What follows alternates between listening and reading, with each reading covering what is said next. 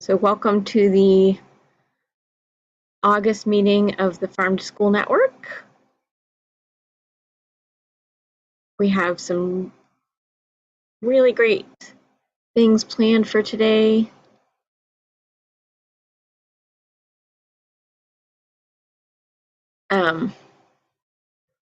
First, we've just got some updates from the network, things that are going on. Then we're going to be joined by farmer David Neville of Capstone Farms to tell us about a new enterprise that he has going on at his farm. I think we're going to have Tina Garland join us for an update from Kentucky Department of Agriculture, and then FoodCorps has just passed the 1-year mark of operating in Kentucky. So Hannah's going to give us a look back at 1 year of FoodCorps in Kentucky.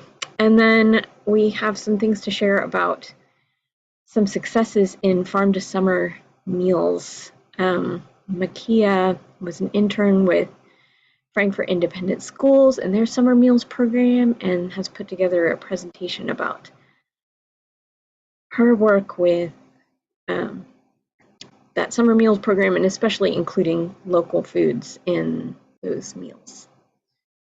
So we will move right along here. If you want to introduce yourself in the chat, you can put your name, your role in Farm to School, and your favorite summer farm fresh food. And I'll go first. I'm Laurie White. I'm the network coordinator for the Farm to School Network, and my favorite summer farm fresh food right now is cucumbers. I can't get enough cucumbers.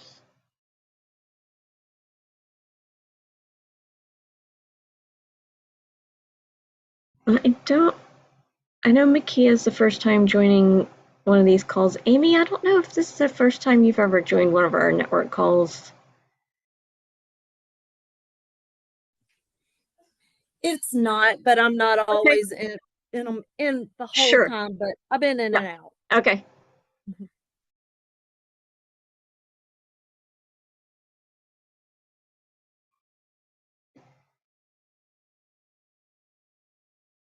And then we will go ahead and jump into some of these network updates. The 4 things today from the network are about the Farm to School Summit. We're going to look at our activities at the Kentucky School Nutrition Association summer meeting, and then looking ahead, a couple things, a local coordinator cost share coming up, and activities for Farm to School Month.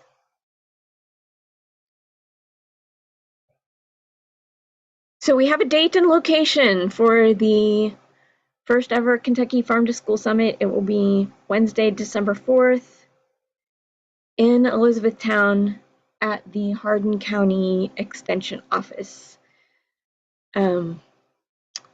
We've got plans coming up for that. So this summit is meant to have a little bit of something for everyone involved in Farm to School in Kentucky, from school food professionals to classroom teachers to all kinds of community partners, from extension to nonprofits to folks from health departments. In the morning, we're going to have sector-specific programming, and then in the afternoon, we're going to try to do some cross-sector brainstorming about overcoming some of the barriers to Farm to School. And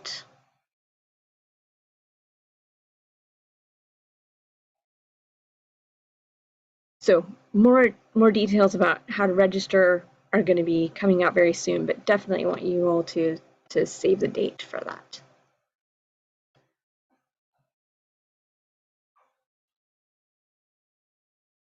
And then I just wanted to give you all a look, those of you who weren't there at the Kentucky School Nutrition Association summer meeting.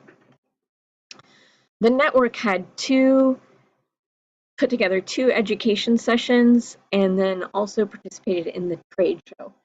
So the education sessions, we did one on how to find a farmer, and then the one that's pictured here is Chef Rebecca from Chefs in Schools program, and together with the Chefs in Schools, we did a session on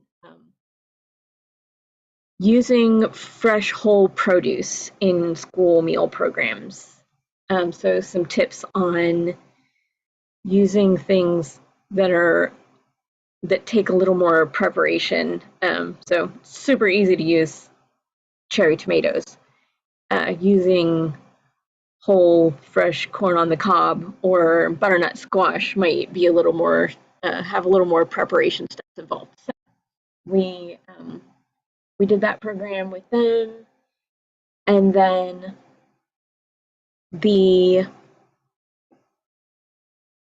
photos across the bottom there are samples that we offered in the trade show.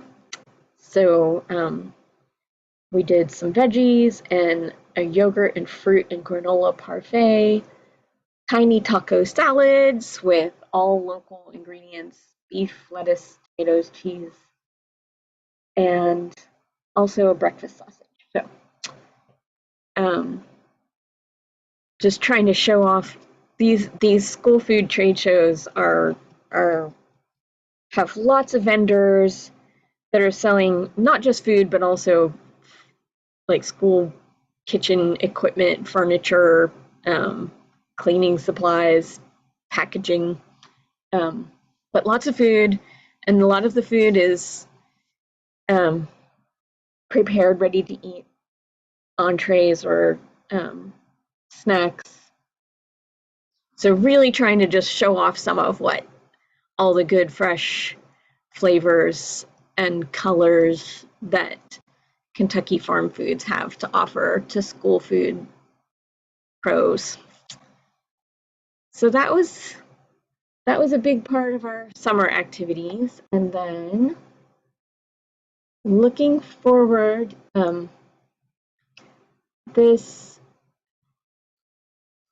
one of the things we planned for this grant that we have, this farm to school grant we have from USDA, is to try out a program of placing local food coordinators in schools as a cost share. So you're going to hear from intern with Frankfort Independent Schools here in a little bit about her work in coordinating with local farmers, but we'd like to see that happen in more schools. And so we're going to pilot this program, see how it goes. It is a cost share, so we'll put in half of the money, and then the school or a community partner will put in half of the money for a part-time position to do some local food coordination. It'll be a 6-month position, and they can do things like help with meeting with farmers, getting samples, coordinating logistics about delivery. The local coordinator can do things like help with signage in the cafeteria, write newsletter articles to send home to parents so parents know about what's going on. Those are some of the things that can be part of that. I'm still working out some of the details about how this is going to work administratively with my admin team, so that all the information will be coming out soon.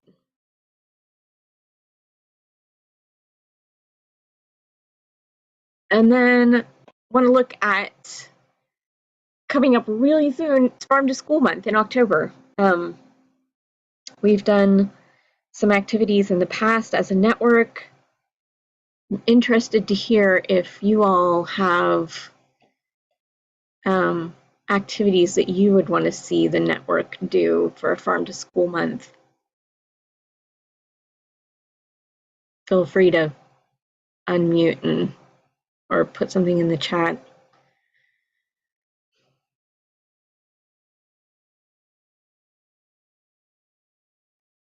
I really liked what we came up with for last year. Our FoodCorps members all completed the Farm School Challenge in their schools.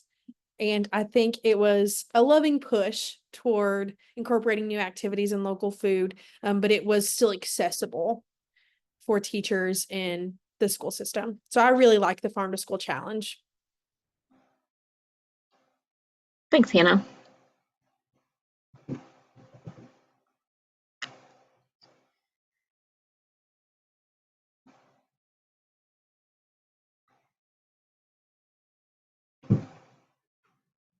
Anybody else have something you want to, any feedback on prior Farm to School Month activities or something new you'd like to see this year?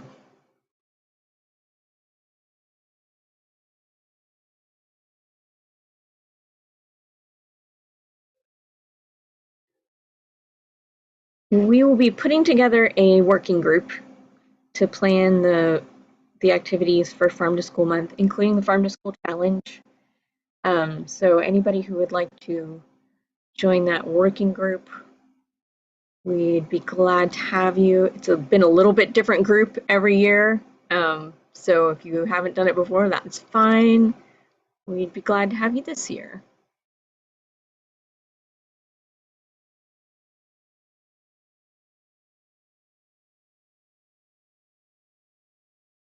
All right. That was it as far as network updates. Any questions about what's going on with the network?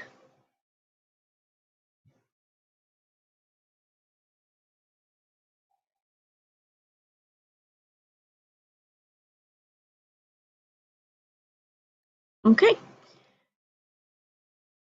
I had on my list to have an update from Tina from the Kentucky Department of Agriculture, but she's not here. So it is state fair time, and that kind of takes everybody in the Kentucky Department of Agriculture kind of offline for a bit. So we'll hope to hear from Tina next time. And David is not here yet either. So I may skip David and come back to him.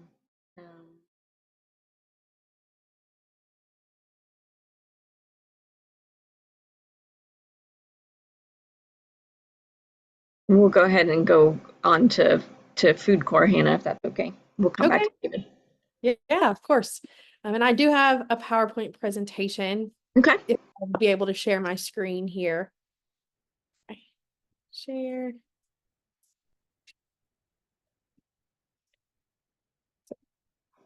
Can you all see my slides here? Yep, looks good. So like Lori mentioned, we are celebrating 1 year of FoodCorps Kentucky. So I put together a quick presentation to walk you through who we are, what we do, and share some celebrations and some data with you at the end. So here's a picture of our first group of FoodCorps Kentucky members. So who are we? So FoodCorps is a national organization that came to Kentucky in partnership with North Fork Local Food and the Perry County School System here in Perry County, Kentucky. So we started off with 5 members across the 6 elementary schools in Perry County for year 1. And so what do we do? So as an organization, FoodCorps partners with school districts or other community organizations like North Fork to train and support FoodCorps members who work alongside school staff and school districts to creating our student outcomes of belonging, agency, and mastery through food education lessons, food experiences like gardening, cooking, and taste tests, and family events within schools or school districts. So what does that look like in our schools? So here I have a list of the different activities that our members do regularly. So they teach food education lessons to elementary schoolers. They create and sustain school gardens with students. They complete taste tests in the classroom or in the cafeteria. They spend time in the cafeteria getting to know students or sharing meals with them. And then they plan and host family engagement events for students and their families. And all of this is working toward those 3 student outcomes that we hope to create with students, which is belonging, agency, and mastery. So I've included some pictures that I feel like touch to a lot of those different categories of activities. So first we have a student who's harvesting a radish that his class had planted in their raised bed at West Perry Elementary. Then we have a picture of service member Karen. She's making applesauce inside of her classroom with her students at Robinson Elementary. Then we have students preparing their raised bed for seeds at Viper Elementary. We have students at Buckhorn. They did an activity called If Our Class Were Soup, and it was about celebrating all of the unique characteristics that they bring into their classroom, just like all of the vegetables and ingredients in soup. And then here we have a student at East Perry who really loved her local apple. That was actually during Farm to School month, during the Farm to School challenge. Her class tried local apples and then they made applesauce with them as well. So that's in our schools. We also do a lot outside of our schools. So FoodCorps members, we do training, professional development, and celebration. This top picture is us at Pine Mountain Settlement School. We had our spring gathering there, and we were planting and staking beans at Pine Mountain Settlement School. And then we also, on the bottom picture, we're learning how to cook with kids, specifically cooking safely with kids in the classroom space, with the help of the Perry County Extension Office. We also led camps and provided free local food for students during the summer. So we led a camp at Pine Mountain Settlement School. It was their annual agriculture camp. And then we used some grant money to buy local food, and we set up and had a free farmers market for kids where their school was doing their summer feeding in our park here. And then we also did activities and tastings for families at the farmers market. So we dubbed June as Kids Month at the Perry County Farmers Market, and our members planned and led activities twice a week at every Thursday market and every Saturday market in June. And this bottom picture here is actually my daughter planting a watermelon seed with our FoodCorps members at our farmers market. And so what does that look like in numbers? So here's our impact in numbers for our first year of FoodCorps Kentucky. So 891 students were taught food education lessons, and that doesn't include all of the students who participated in the school-wide taste tests at their schools. 297 different lessons were taught either in the classroom, the cafeteria, or the garden. That does not include at the farmers market. Our 5 members spent 633 hours in the cafeteria with their students and 375 hours between their school gardens. 80% of our members serve local in their local communities. So 4 of our 5 are actually from here in Perry County or call Perry County home. And then they did 186 different food tastings. 165 of those were in classrooms during lessons, but 21 of them were in the cafeteria for the entire school to be able to participate. And all 5 of our members completed the Kentucky Farm to School Challenge with at least 1 class in their school. So that was our first year, and now we are eagerly anticipating year 2. So our members come back for year 2 on Monday, August 19th. And all 5 of our members in Perry County are returning for a second year in partnership with North Fork. And we have an exciting new partnership with the Fayette County schools. So we're going to have 4 new members who are going to be in 8 different elementary schools in the Fayette County school system for year 2. So that was a glimpse into our first year and a peek into year 2 coming up next week.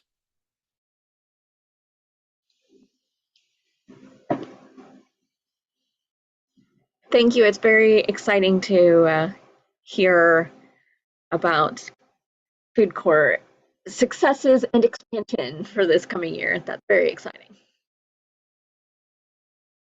Thank you.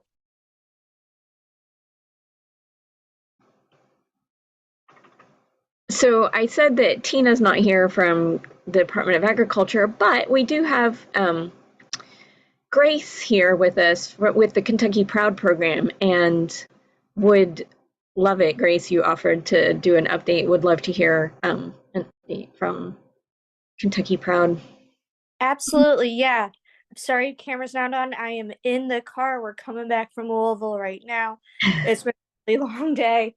But if any of you are coming up, please stop by Agland. The KDA booth is new, approved. Holy cow is literally just the best way to describe it. It looks so awesome. Shout out to all my other colleagues who have had a role in this. Tina and staff have done a huge big work with Junior Chef. So that's going to be spectacular. I know Commissioner's excited for that initiative. So be sure to watch out for the cooking stage. Say hi to Sharon. Make sure you stop and see Tina. I know Commissioner's cooking. And then just like a really big like celebration for Buy Local. We now have 30 entities who have graduated that program, of which now we have our second school who has been maxed out. So Bowling Green Independent Schools were the first, and now Madison County Public Schools can join that honor as well. So Tina, myself, Commissioner, and a few other KDA staff met last Wednesday to deliver their plaque.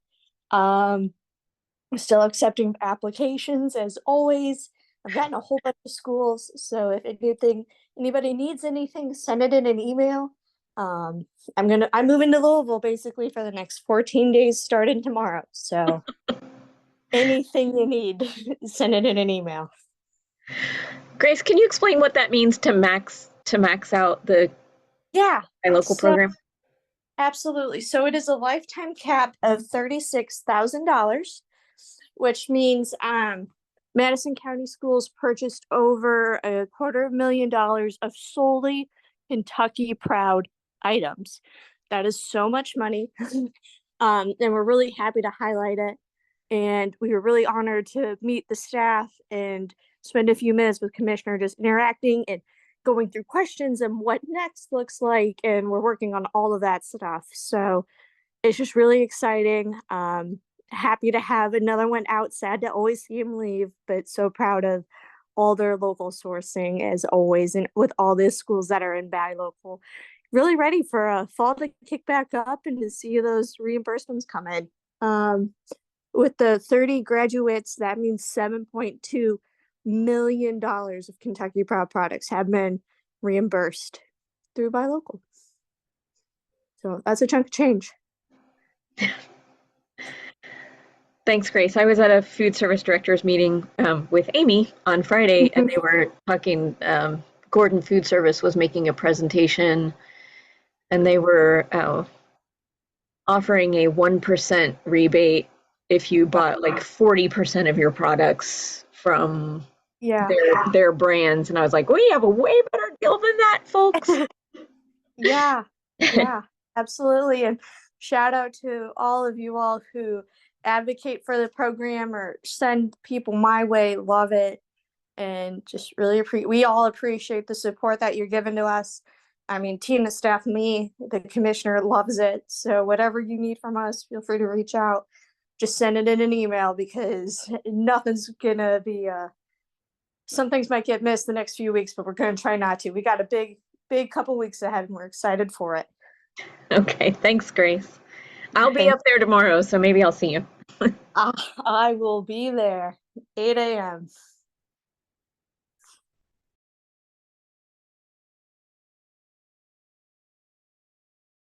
All right, we are going to, I don't know what's happened to Farmer David Neville, but we're gonna jump on ahead and hear from Makia about summer meals at Frankfort Independent. And I am going to, I didn't get to test this out, so we're gonna see if this works. I have a video presentation that Makia recorded, and I'm gonna see if I can share it with you all.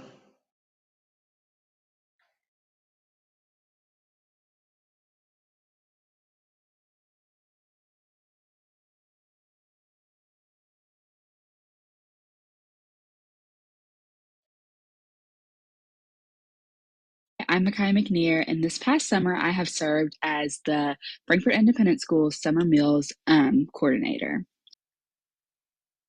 Okay, so is that working for you all? Yes. Okay. Yes. So today I'm just going to give you a little overview and recap of the program.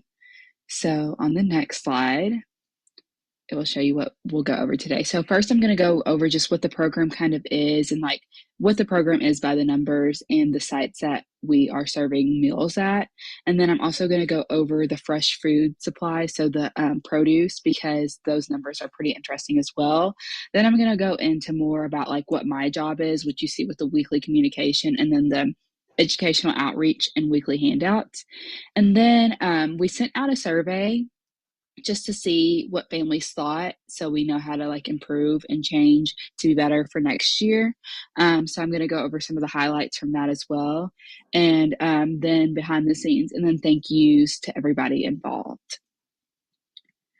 So this summer we served over 430 families, which totaled out to about 1,011 children, and between weekly pickups and site meals, a total of 91,085 meals were served, with the pickups being majority of those meals at 84,091.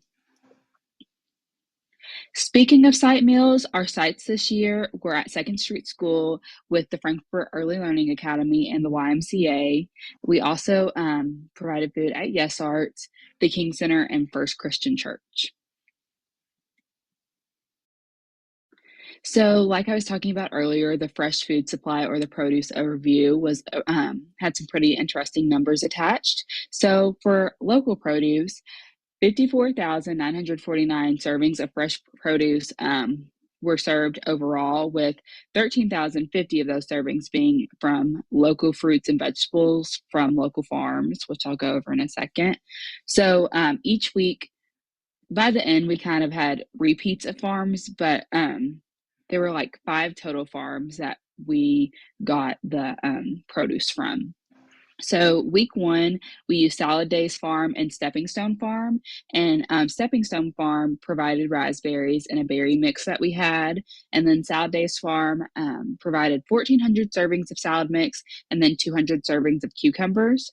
Week 2 came around, and we had High Five Farm and Salad Days Farm again, but between the two of them, we had 1,500 servings of a mixture of salad mix and pea shoots. And then also during week 2, we had Happy Jack's Farm and Salad Days Farm, who together provided 1,500 servings of squash and zucchini. For week 3, we had Happy Jack's Farm and Salad Days Farm again, with zucchinis and cucumbers, 1,550 servings of that combination. And then week 4, we had Happy Jack's Farm, who provided 1,800 servings of corn and then 1,700 servings of onions. And then the 5th and final week, we had Stepping Stone Farm and then Happy Jack's Farm and Salad Days Farm. Stepping Stone Farm provided 1,900 servings of early gold apples, and then Happy Jack's Farm and Salad Days Farm provided 1,700 servings of zucchini and cucumbers. Other fresh produce that we provided included cucumbers, apples, oranges, avocados, broccoli, celery, carrots, blueberries, grapes, strawberries, pears, bell peppers, mini sweet peppers, sugar snap peas, and lemons. So that's all for like the fresh produce overview. Now we're going to get into the communication part. So every Monday, I would send out emails to the families, just reminding them of the Thursday pickup for that week. And in this email, I gave an overview of the pickup map in a PDF form. I also talked about like any changes we would be making during pickup, just based on what we had learned from the week before, and let families know to let me know that if they were not actually going to be coming to get food that week. On Thursdays, we also sent out reminder texts around noon, just reminding people the day of that the pickup would be that afternoon. And then Wednesday reminder emails were really when I sent out like the educational outreach things and just community outreach. So the Wednesday reminder emails, of course, were a reminder about the distribution that would be the following day. But I also, in these emails, provided a weekly handout PDF, which is what was handed out physically on the Thursdays when they came to check in for their meals. But also I would include information about community events, which you can see like on this slide. This was the Farm City Field Day at Happy Jack's Pumpkin Farm. So I put in information about that. And then 1 week there was a South Frankfurt block party that was welcome for all. That was welcoming all. So I put information about that. And just like different free activities to do in the community, like a lot that Paul Sawyer Public Library is offering to all age groups during the summer, and just things like that to get kids active and out of the house, and just have some technology free time. As I mentioned, every week I created handouts that I would hand out physically on Thursdays, but then I also made sure to include on the Wednesday reminder email so that they could have a physical version of it. And on these handouts, on the front side, there would be information about what was in the bag, and also just a little disclaimer about the bag may not be exactly like what's on this menu based on what like the supply is, and just other disclaimers we have to make because of USDA. And then on the back, because we had so many local farms this summer that were helping with the local produce that we provided in the bags, we made sure to spotlight at least one farm a week. As you can see here, 1 week I spotlighted Salad Days Farm, and then another week I spotlighted High Five Farm. And also on these handouts, I would find a recipe every week to include on this that could be made with using the ingredients that were in the bag. So that's all for like weekly communication. So now let's get into the survey highlights. A huge highlight of the survey is that we had 100 people fill it out, which was way more than we were expecting. So it's always great to have that much feedback. And there were a few like quotes, because we made sure to put at the end of the survey a space for people to just share testimonials and talk about the impact of this program. And these next quotes are just some that stood out to me. So one was, I cried when I pulled away from the last meal pickup yesterday. This program has really helped us over the years in more ways than I could ever express. Honestly, do not know what we would have done without it. I have a terrible time shopping for food. I work a second job and still come up short when I get groceries. I have to be so careful about what we choose because every dollar is spoken for. I don't feel like I buy as good of food as what we received this summer. I wish I could purchase these bags after the summer because someone shops better and healthier than I do. Kids need healthy vegetables and fruit, but I appreciate the sweets too because it keeps them interested in the bags. There's a wonderful balance of foods. Thank you to everyone who volunteered and made it possible. You make a difference. This program makes a difference. It matters. And another one was, this program helps tremendously curb the cost of grocery bills. I am a single parent of 2 who does not qualify for government assistance. Everything I do comes out of my own budget. I'm just grateful for this program. I would love to see this in summers to come. Also, big kudos to the workers and volunteers. I know this is not an easy task, especially on pickup days. We have had a very hot summer, and the workers braved the heat to ensure our children had meals. And the next slide just has some more highlights. If you all are interested in seeing more testimonials, I would be happy to share those. And overall, we did really well ratings-wise on the survey. The format was, it started with 4 ratings questions, 1 about communication, then rating the pickup process, quality of meals and variety of meals, with 1 being poor and then 5 being great.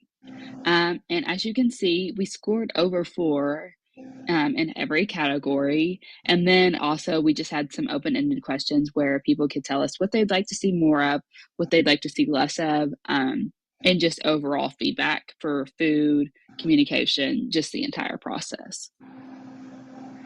And here are some behind the scenes moments. of just like food preparation and then the actual pickup process. So it takes a village and to make this happen. So you can kind of see this over this little collage. And now for the thank yous. I'd really like to thank the 18 employees that made this possible. This is such a great program. And as you can see, just through those testimonials, it has a really great impact on the people in our families, people in our community and families in our community. So it's a program that's needed and the employees help to make this happen.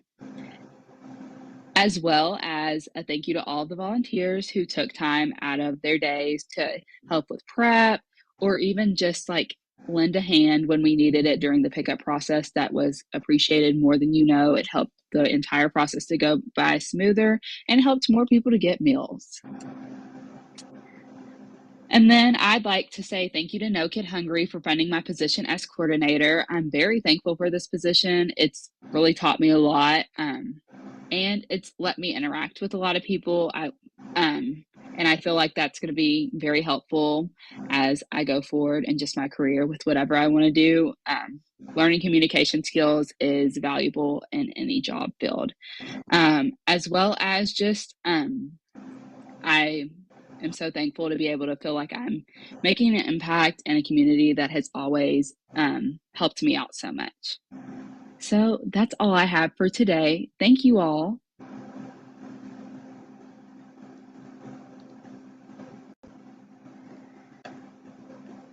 And now I'm available for questions if you ask me.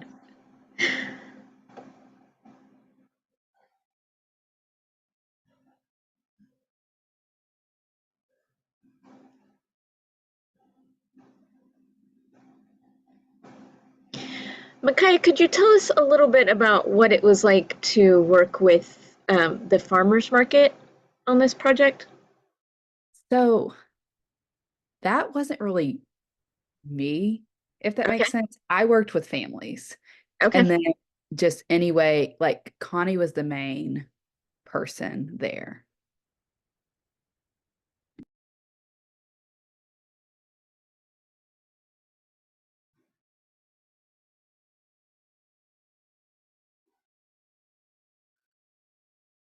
Did you get any feedback on the survey from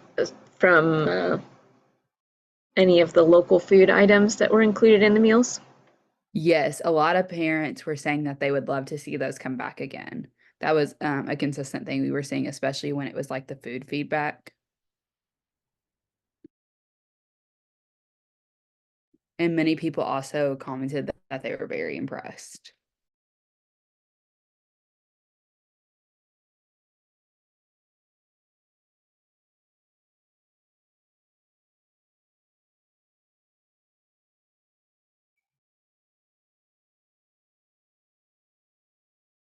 Anybody else have a question for Micaiah on her work with summer meals?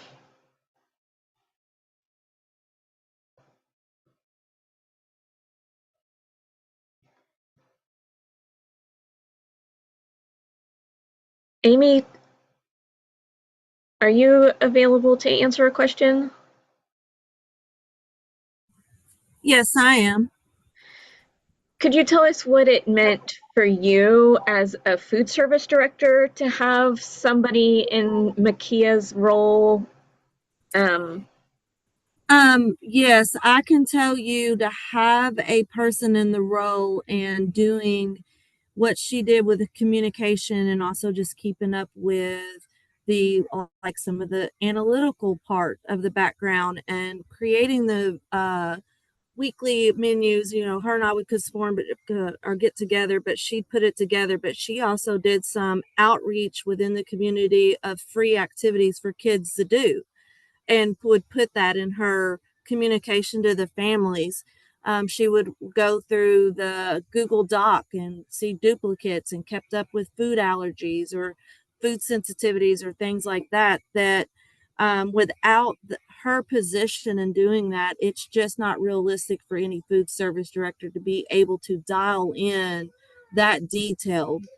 with everybody. So it's a saving grace to have somebody like Micaiah in that position to be available, but also it's flexible enough that they're able to achieve it and achieve everything, but they're still able to do other things if needed. And the communication and the um, relationships that she's able to outreach further in the community than I am, because I'm down kind of boots on the ground during summer feeding, wouldn't be available if it wasn't for her and for that position.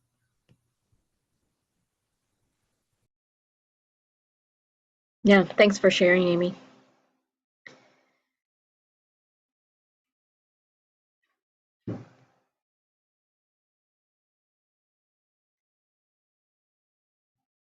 And Makia, thanks for coming and sharing your experience with us. We hope you're going to continue to do great things and community work. What's next for you?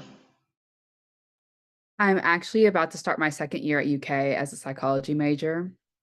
And I only have about 4 more semesters left of undergrad, and then I'll be going to grad school for mental health counseling. Well, wish you lots of luck in that. Thank you for having me, and thank you for that luck.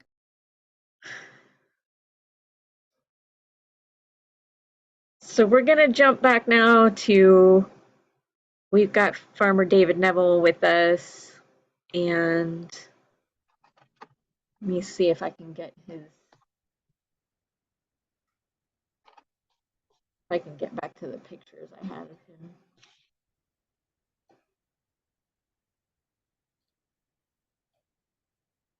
David? Yes, ma'am. You can take it away while I try to get these pictures back up here for you.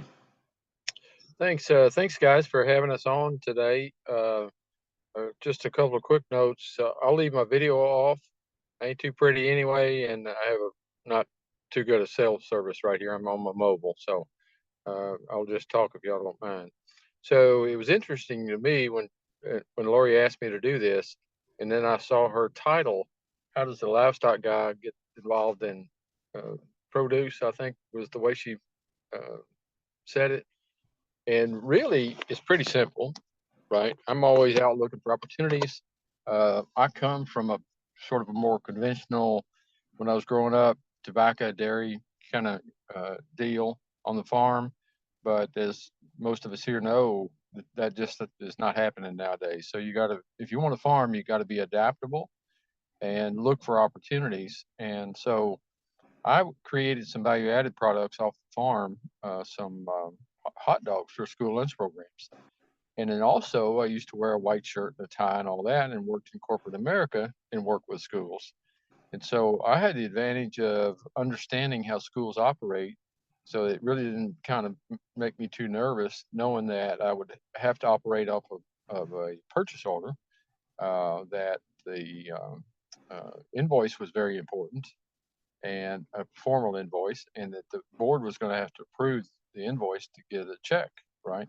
And you might wait a couple of weeks or 3 weeks. So having had that experience with hot dogs, my food service directors would almost every time say, "Well, you do this Kentucky Proud thing, we need this, and we need this, and we need this." So I looked at other opportunities. Excuse me. And one of those was just about every school we talked to were having major challenges with fresh produce, and you could chalk it up to a lot of different things, supply chain issues.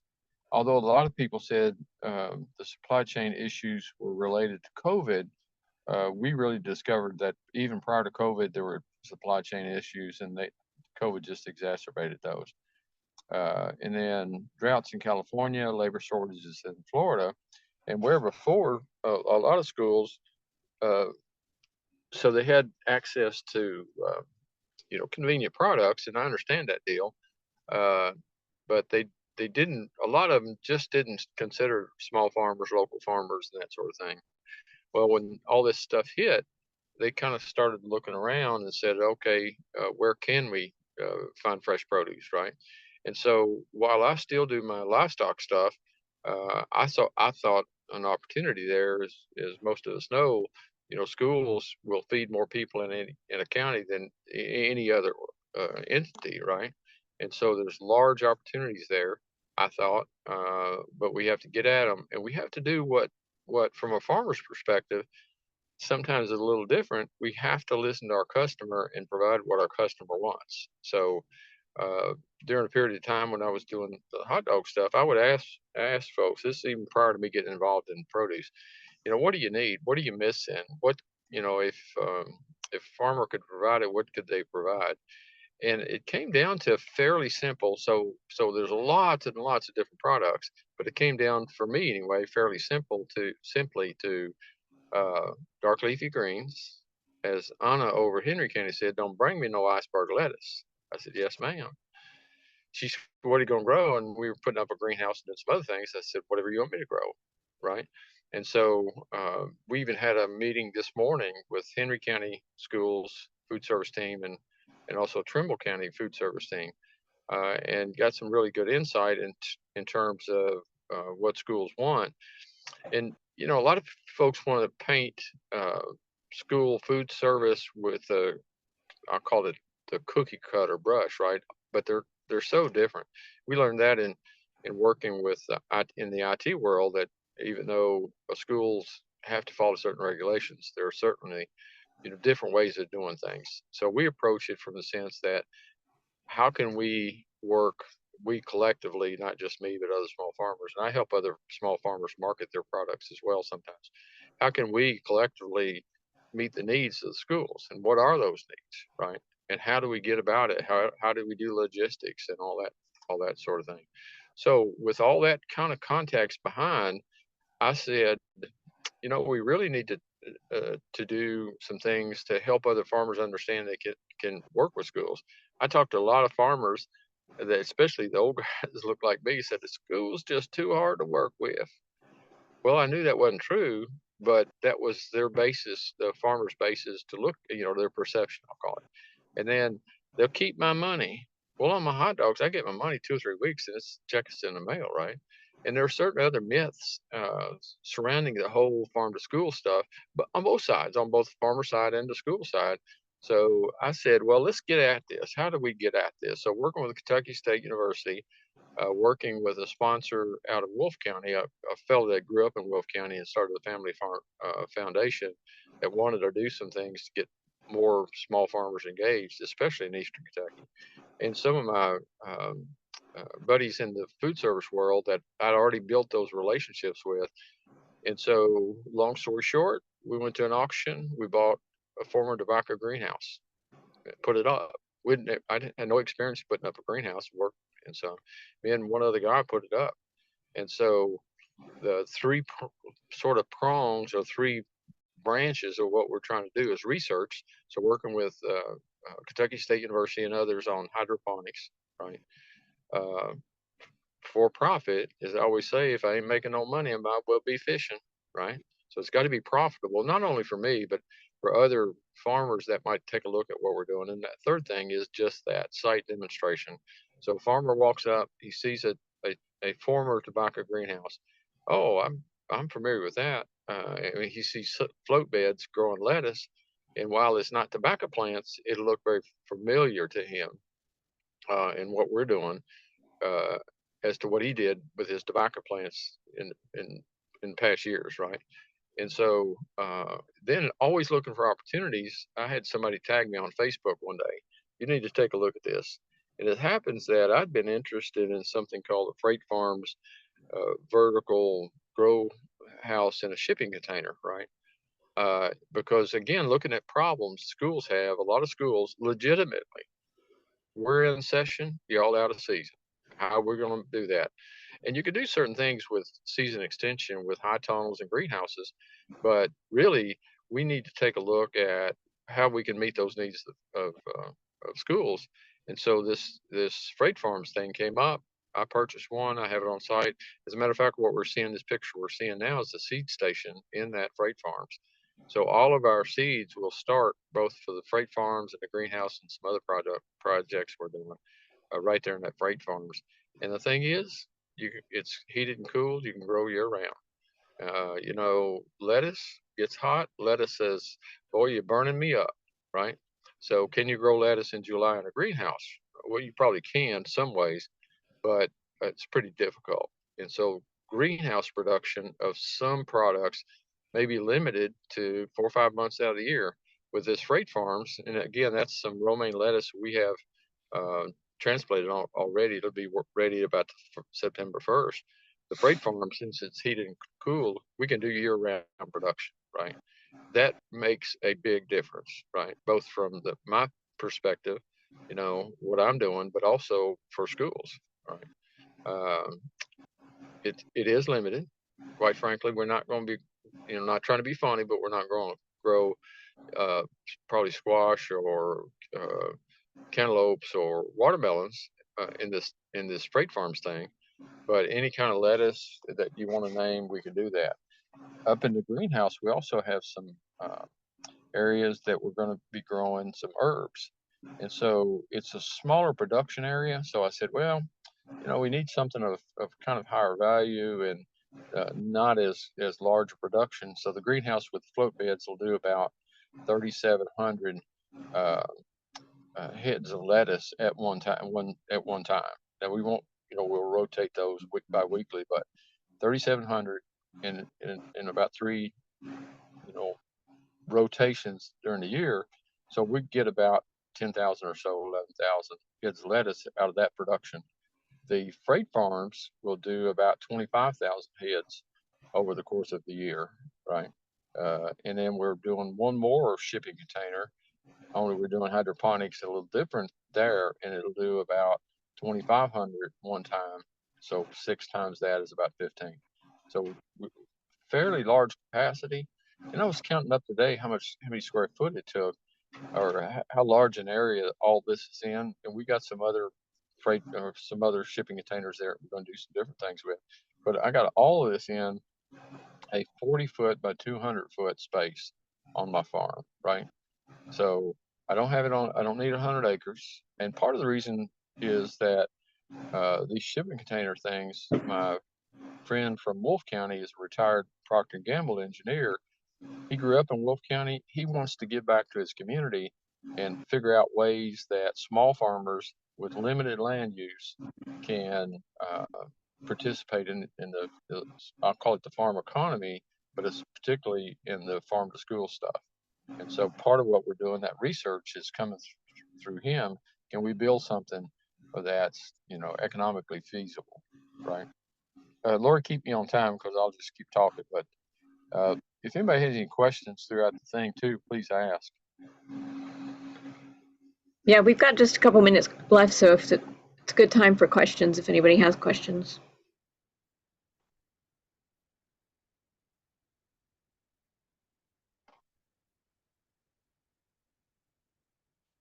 If there are any questions, just anybody that wants to. We're on about a 8-week cycle. So if you came to me and says, okay, I want to grow, I want some butterhead lettuce, right? And I need this amount of butterhead lettuce. From the time we put it in our seed trays until we harvest it from those shells in the freight farms is about 8 weeks. And that goes as well, not during the hot summer, but in the greenhouse, we put it in that seed station in about the same 8-week cycle, you know, on any of those projects. And Lori, please, anybody that wants to have my contact information, you're welcome to come visit. I know Amy, I see on here from Frankfurt. We're actually just over in Newcastle, so not very far at all. And Anna from Henry County and Tony Jackson from Trimble County are going to come out Friday, as a matter of fact, and sort of do a tour of what we're doing. We're not complete by a long shot. We're, as they say, you see those signs, under construction. We're still working on some stuff, but we're making a really good progress now.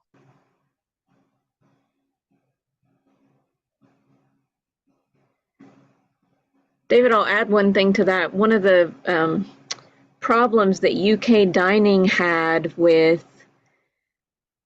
purchasing local salad greens was they couldn't wash out the aphids, which are little insects that feed on leaves. So a system like this would exclude the aphids from having a part in any of in ever getting a foothold, right? Yes, there's a combination of things. So when you're looking at lettuce or other produce as well, one of the folks today in that meeting brought up, we can't be having dirty stuff coming in, and by that they meant bugs on it, but also literally dirt on it, right? Right. And so we're growing in water, so there's no access to weeds, there's no access to dirt, and there's very, very limited. I won't say a bug will never be on there, like especially in the greenhouse, but it's a whole lot more controllable. And then the freight farms, there just won't be any pests in there at all. So it'll be clean, right? It will taste good. And, while we haven't done taste tests on our stuff yet, other folks that have grown using these systems, the taste is really, really good. And part of that is it's so fresh, right? So for Henry County Schools, if they said, okay, can you deliver Thursday? And we, harvested Wednesday afternoon, it's literally less than 24 hours old from harvest.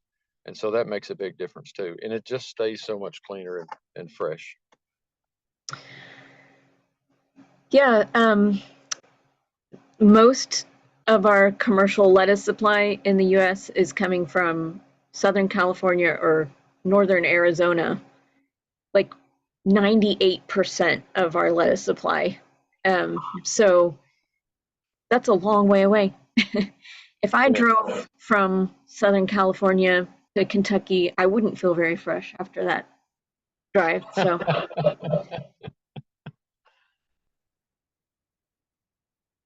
Well, it's going to take a little bit for all of us to kind of retrain our minds in terms of what we're looking at and how we do things and stuff.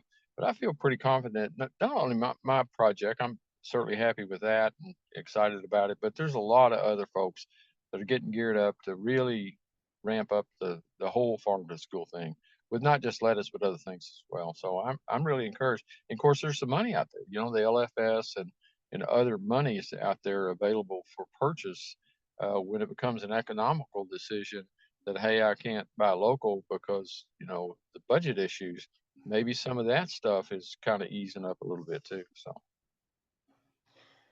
all right. Well, thanks so much, David, and everyone else for sharing today.